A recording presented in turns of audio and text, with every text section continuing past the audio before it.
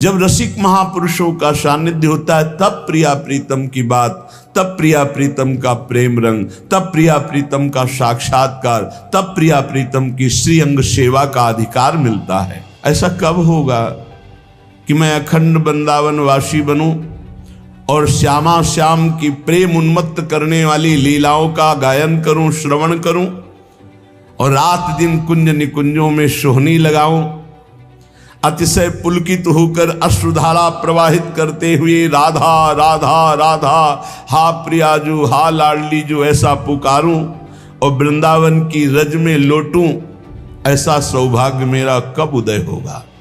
मैं प्रिया प्रीतम के धाम का अखंडवासी कहलाऊं, इस रज में रोटूं, यहाँ सोहनी लगाऊं, प्रिया प्रीतम के गुण गाऊं, राधा राधा राधा ऐसा लाडली। यदि आपको वृंदावन आने को मिल गया, यदि वृंदावन में सत्संग मिल गया, तो अब साधारण धर्मों का विचार त्याग दीजिए, असाधारण प्रेम धर्म के पथिक बनिए। स्वयं भगवान गीता जी में कह रहे, सर्वधर्मान परित्यज्य मामेकम शरणम ब्रज। एक परम धर्म स्वीकार करो, सावै पुंसाम परो धर्मो यतो भक्ति अधोक्षजे। ये वही परम धर्म है जिससे प्रभु के चरणारविंद की भक्ति हो जाए। इसीलिए भगवान भी कहते हैं, आज्ञा करते हैं, सर्वधर्मान परित्यज्य मामेकम शरणम ब्रज। तुम सब धर्मों की वृत्तियों का त्याग कर एकमात्र परम धर्म मेरी सुदृढ़ चरणारविंद की भक्ति को स्वीकार करो। अहम तो हम सर्व पापेभ्यो मोक्षयिष्यामि मा शुचा। मैं तुम्हें समस्त पापों से मुक्त करके परम पवित्र कर दूंगा। यहाँ श्रीपाद कह रहे हैं, धर्माधर्म विवेक शून्य मशताम। यदि वृंदावन आ गए हो, वृंदावन के रसिकों का संग मिल गया, तो अब छोड़ो ये छोटी मोटी बातें, अब सीधे परम धर्म की बात करो, प्रेम प्राप्ति की बात करो, प्रियालाल के मिलन की बात करो। अब हम कोई धर्माधर्म का विचार नहीं करेंगे। ये जाति पाति कुल कर्म धर्म व्रत संस्कृति हेतु अविद्या नाशी। सेवक जी महाराज कह रहे, सब अविद्या है। ये जाति, ये पाति, ये कुल धर्म, ये सब अविद्या है, मायाकृत है।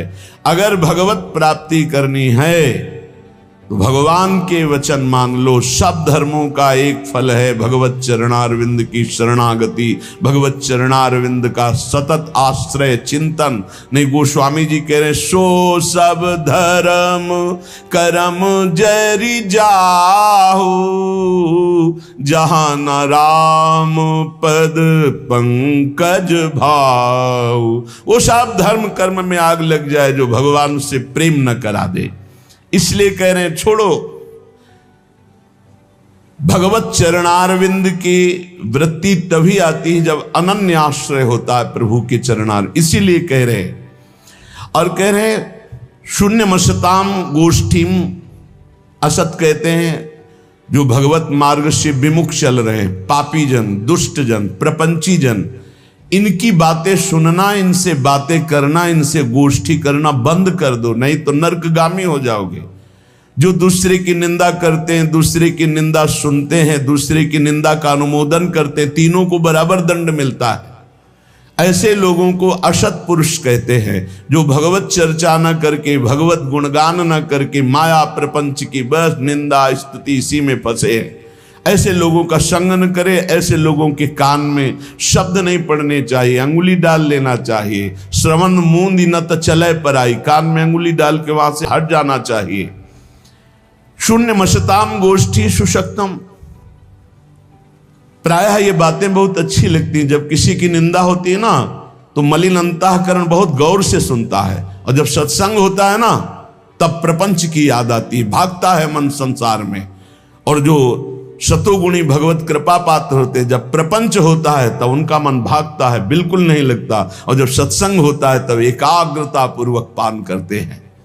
इसलिए शून्य मशताम गोष्ठीषु। ये जो दुष्ट जन है, जो कुसंगी जन है, जो दूसरे की निंदा करते हैं, अरे कहाँ भगवत आनंद की रसानुभूति करने के लिए मानव देह मिला है, और कहाँ ऐसे गंदे लोगों का संग करके जो दूसरों की अवहेलना, दूसरों की निंदा, पूरा जीवन केवल इसी बात में है।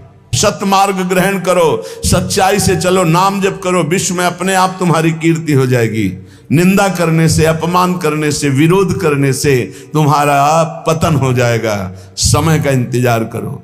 असत मार्ग में चलते हो दंड मिलेगा, सत मार्ग में चलते हो भगवान मिलेंगे। समय का है। जब तक समय, भगवान ने पांडवों को यही कहा था कि तुम सर्वसमर्थ हो, तुम 12 वर्ष वनवास और 1 वर्ष अज्ञातवास के योग्य नहीं हो, पर मैं तुम्हें सलाह देता हूं, समय है, काट लो। अगर चुप होकर समय काट लिए तो फिर परिणाम में देखना है सब नष्ट हो जाएंगे अपने आप। समय महाबलवान है। विदुर जी ने भी जिस समय लाक्षागृह में भेजा गया पांडवों को, तो विदुर जी ने कहा मैं जानता हूं तुम सब समर्थ हो, लेकिन मेरी सलाह है इस समय तुम्हारे अनुकूल नहीं, गुप्त हो जाओ, कोई जान ही ना पावे कि मरे कि बचे। हम तुम्हें सुरंग के व्यवस्था किए देते हैं, उससे जंगल में निकल जाना, और जब तक समय अनुकूल ना आवे तो कोई जान ना पावे कि तुम जिंदा हो। समय बड़ा बलवान है। ये असत आचरण करने वाले, पापाचरण करने वाले, ये सदैव पतन को प्राप्त होते हैं, पर इनको समय का ज्ञान नहीं है। इसलिए महापुरुष जन कहते हैं शून्य मसताम गोष्ठीषु, ये दुष्ट पुरुषों का संग त्याग दो। अरे कानों से भगवत चर्चा, महामहिमा, महाभागवतों की सुननी है, ये निंदा स्तुति सुननी संसार की। असताम, असत कौन है? जो भगवत वार्ता विहीन, जो भक्त महिमा विहीन, केवल संसार की, प्रपंच की बातें करते रहते हैं। उनको किसी से मतलब नहीं, उनको भगवान से बिल्कुल मतलब नहीं। उनको मतलब है अपनी ख्याति से, अपने भोग वासनाओं की पूर्ति से, अपनी वाहवाही से। ऐसे असत पुरुषों के संग का त्याग कर दे। और अशक्तम, कभी काम, क्रोध और अहंकार की वशीभूत ना हो जाए। ऐसा कभी दोष ना आने पावे कि आप काम से उन्मत्त हो गए, क्रोध से उन्मत्त हो गए, अहंकार से उन्मत्त हो गए, तो फिर ये बलात् आपको नष्ट कर देगा, बलपूर्वक। काम क्रोधो मदादि भी प्रतिपदम निष्प्रियमाणम बलात्, ये तुम्हारा अप्रिय कर देंगे। आज तक कोई कामी पुरुष, क्रोधी पुरुष, अभिमानी पुरुष कभी मंगल को प्राप्त नहीं हुआ, सदैव अमंगल हुआ है। असत पुरुषों का संग त्याग दो और काम, क्रोध और अहंकार की वृत्तियों पर शासन करो। शासन वही कर सकता है जो सत्संग सुनता है, जो नाम जप करता है, उसकी बुद्धि पवित्र होती। पवित्र बुद्धि मन पर शासन करती है, तभी काम, क्रोध और अहंकार मिटता है। विचार के द्वारा मिटता है, परम पवित्र विचारों के द्वारा अहंकार का नाश होता है, कामनाओं का नाश होता है। और क्रोध की स्वयं सत्ता नहीं, क्रोध तो काम से प्रकट होता है। कामा संजायते क्रोधा। अगर हमारी कामनाएं भगवत मार्ग के अनुकूल हों तो कभी क्रोध आएगा ही नहीं। जब देह भाव की कामनाएं होती तभी क्रोध आता है, जब प्रतिकूलता होती तभी क्रोध आता है। इसलिए कह रहे सदैव काम, क्रोध और अहंकार को विचारों के द्वारा, पवित्र विवेक के द्वारा इसका दमन करते रहो, नहीं निश्चित ये तुम्हारा नाश कर देंगे। नैवम द्वंद्व तितिक्षमी सदपिमाम चेत सक्षमा सत्कृपौ। सर्दी, गर्मी, अनुकूलता, प्रतिकूलता, मान, अपमान, जय, पराजय, निंदा, स्तुति, ये द्वंद्व हैं, इनको सहना होगा। यदि आपको अध्यात्म की ऊंचाई पर चढ़ना है तो इनको सहना होगा। भगवान की कृपा से ये भक्तों को मिलते हैं। संसारी पुरुष तो इसी में पिस जाता है, द्वंद्वों में। ये द्वंद्व की चक्की है, चलती चक्की देख के दियो कबीरा रोए, दो पाटन के बीच में साबित रहा न कोई। ये लाभ हानि, जय पराजय, दुख सुख, मान अपमान, निंदा स्तुति, ये ऐसे माया के पाठ हैं दो, इसमें सब पिसते रहते हैं। तो बोले बचा कौन? तो चलती चक्की देख के दिया कमाल ठठाए और रहा सहारे कील के, तो बाल न बाका जाए। ये द्वंदात्मक संसार चक्र जिसे चलता है वो कील है भगवान। जो भगवान की शरण में चला गया उसका बाल बांका भी ये द्वंद्व नहीं कर सकते। श्रीपाद करे नैव द्वंद्व तितिक्षमी सदम चेतक सक्षमा सत्कृपौ। ए भाई, सर्दी, गर्मी, निंदा, स्तुति, मान, अपमान, इनको सहन कर लो। यदि इनको सहन नहीं किए तो नष्ट कर देंगे। ये तुम्हारी भावना भगवत मार्ग में नहीं चल पाएगी। इन द्वंद्वों को सहना सीखो, गर्मी को, सर्दी को, मान को, अपमान को, अनुकूलता को, प्रतिकूलता को।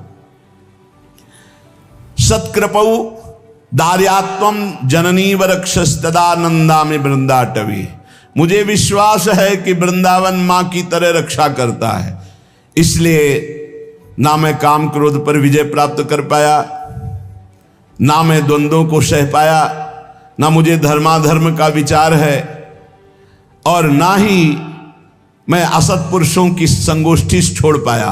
पर फिर भी विश्वास है कि मैं सब तज करके वृंदावन आया हूं। पूर्व का जीवन ऐसा रहा तो भी वृंदावन मुझे क्षमा करके भगवत प्राप्ति करा देगा। अर्थात श्रीपाद कह रहे, भाव है कि जिसके इतना भी विवेक नहीं कि धर्म क्या अधर्म क्या, जो गंदे लोगों का संग करता रहा है, जो कामी रहा है, क्रोधी रहा है, अहंकारी रहा है, जो हर द्वंद्वों में पिसता रहा है, वो भी यदि वृंदावन आ जाए, सत्संग सुने और रसिकों का संग करे, तो वो भी भगवत प्राप्ति का अधिकारी हो जाएगा।